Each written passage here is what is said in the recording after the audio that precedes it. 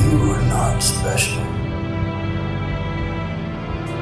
None of the information that makes up you is unique. You're not the only one made of hydrogen, oxygen, nitrogen, and carbon. None of those atoms are made of electrons that are unique to you. None of those subatomic particles have special names that make them distinguished. The James Webb Telescope has found that there are galaxies that are just as old as ours at the edge of the light sphere. The universe is infinite. The best of all possible worlds is a world where there is no God.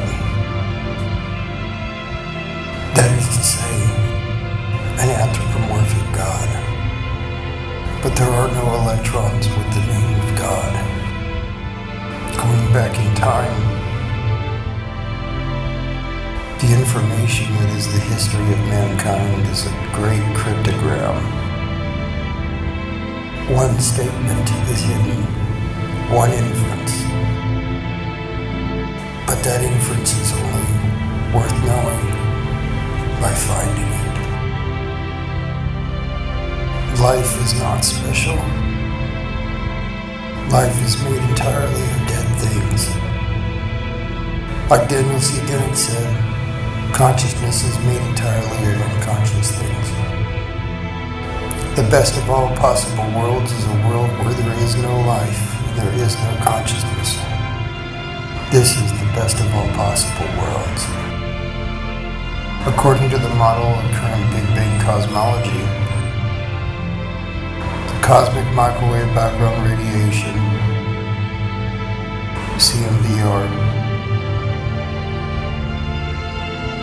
has an exact proportional energy signature that is to be explained through the expansion that we currently observe, proportional to the amount of energy in empty space, the energy of which is comprised of virtual particles, which are known as virtual particles because they are electrons blinking in and out of existence on a time scale too fast to measure directly, the Planck scale, which is a result of the energy release of that expansion from a singularity, those electrons.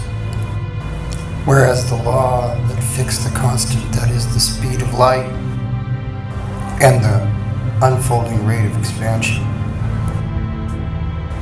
that apparently shows that those electrons blinking in and out of existence on a time scale too fast to measure directly do so from the Big Bang into the infinite future.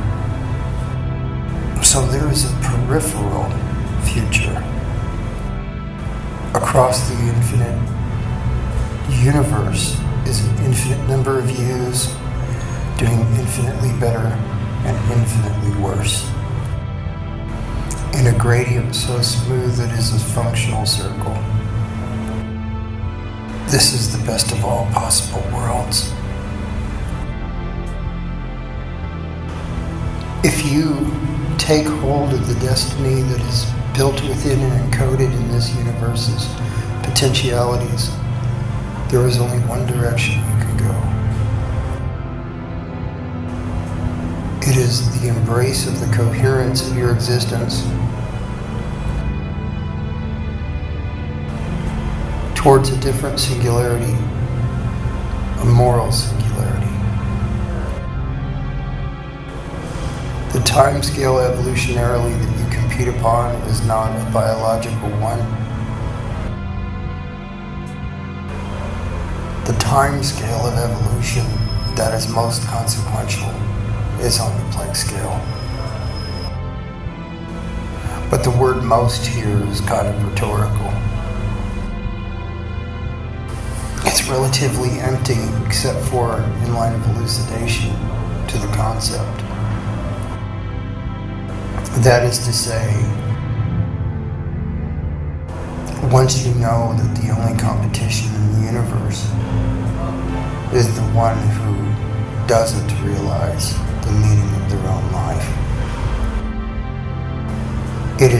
responsibility to embrace yours. You cannot be a nihilist. The universe does not permit the procreation, but of only one type of evolution, into infinity. All other forms of destruction destroy themselves. I'm gonna live forever, no matter what I do. Because none of the electrons, none of the subatomic particles, none of the atoms that make me are unique. The context that the humans try to obsess themselves with is intellectually masturbatory, because they want to distinguish themselves as unique by the sun, an arbitrary measurement. Imagine life as a light, like a light bulb. The one that is you goes out, but infinitely in any direction immediately goes on. All life is made of dead things. All consciousness made of unconscious things. It's a poetic perspective on something that is just an observable fact. The poetry is just there for you to be aware of yourself. But built into those things, encoded into the history of mankind, is meaning itself. The question, if a tree falls in the woods and nobody is around to hear it, does it make a sound, is answered with yes.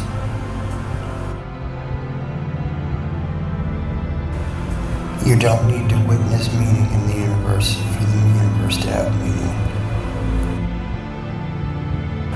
But in this sense, the universe being information, it doesn't need to be named as such in order to be what it is, ontologically.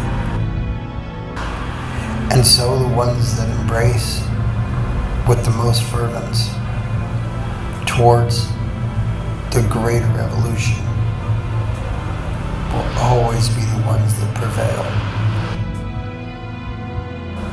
whether they're ever born or not. An infinite number of souls will never be born, and an infinite number of souls will live. An infinite number of souls have already lived. This is the best of all possible worlds. Don't cheat yourself out of it. And if you feel cheated, just know that in aggregate, nobody suffers without a witness.